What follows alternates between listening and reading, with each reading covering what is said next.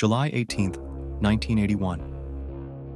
In the town of Brookfield, Connecticut, Edward and Lorraine Warren were called to the home of 8-year-old David Glatzel, who is under the possession of a demonic entity. Joining them are David's parents, Carl and Judy, sister Debbie, and Debbie's boyfriend, Arnie Johnson. The home appears to have already been ransacked by a demonic attack, with the chandelier broken and claw marks scratched across the walls. The group takes a break, and Arn brings David to his room to get some sleep, just as a priest, Father Gordon, arrives. Later, David hears a pounding noise in his room, causing him to scream. When everyone runs to check on him, David emerges from the shadows and stabs his father in the leg. Edward grabs David and tells Lorraine and Father Gordon to start with an exorcism. The demon causes more damage to the house and causes David's body to contort unnaturally. Lorraine sees flashes of demonic and cult-like visions. The demon uses David's body to attack Edward in his heart. Arne grabs David and talks to him, telling the demon to take him instead, which Edward witnesses. The chouse stops, and David appears to be cured. Lorraine rushes to Edward as he loses his consciousness.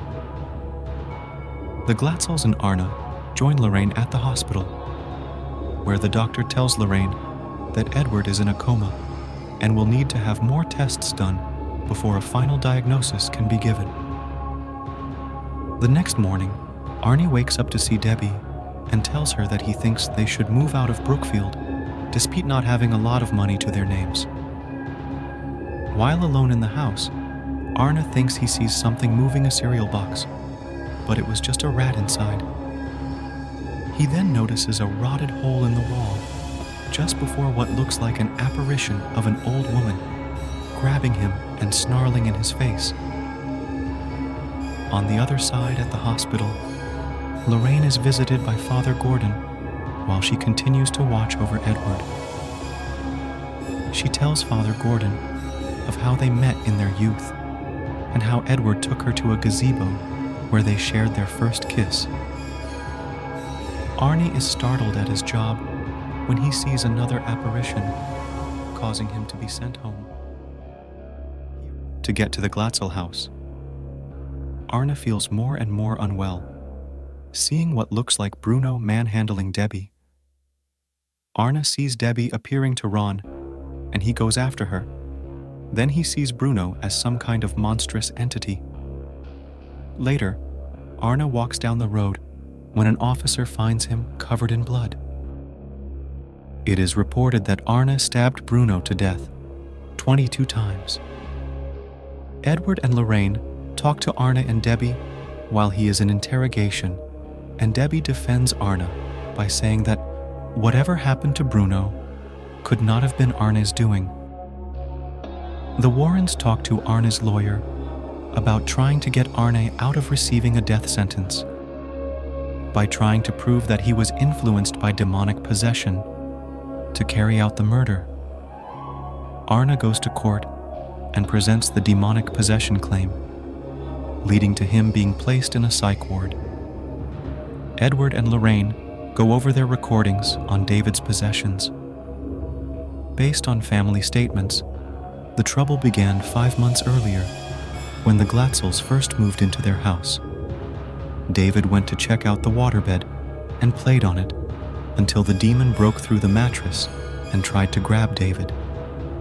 When talking to Debbie, they find that there is a rug where the bed used to be, followed by rotting wood previously thought to be the result of water damage.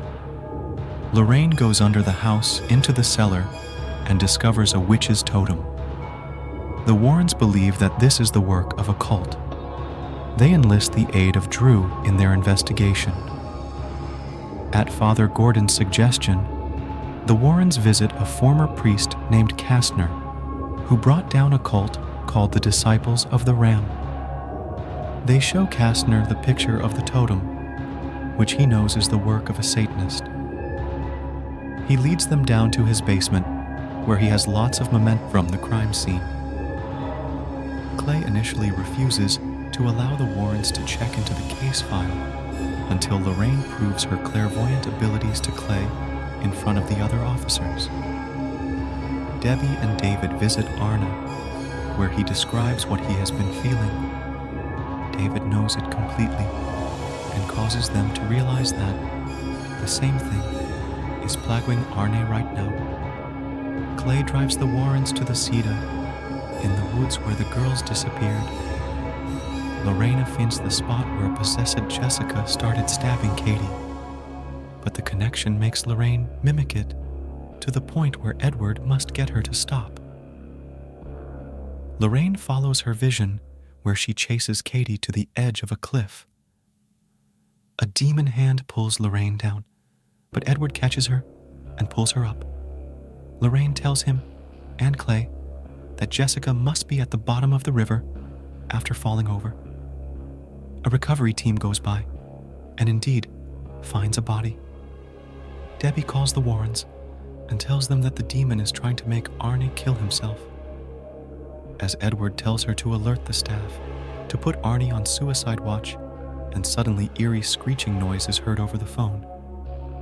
Meanwhile, Arne is given a vial of holy water by someone in the prison, and when he starts seeing visions, he pours a circle around himself. Edward and Lorraine break into the funeral home to find Jessica's corpse.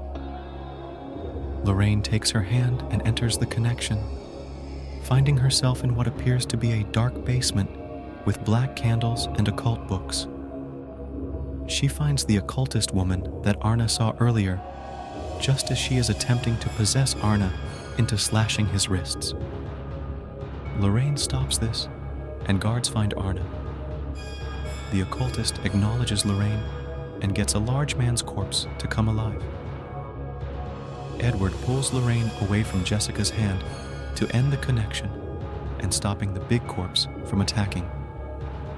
How to break the curse, one must destroy the altar upon which it was placed, and Lorraine knows that the occultist must finish the curse for the sake of her own soul.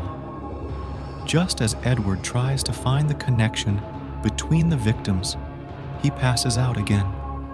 When he wakes up, the occultist projects herself to him and threatens him. The naked fat corpse attacks again, and when Edward goes after him, he finds that he was almost attacking Lorraine.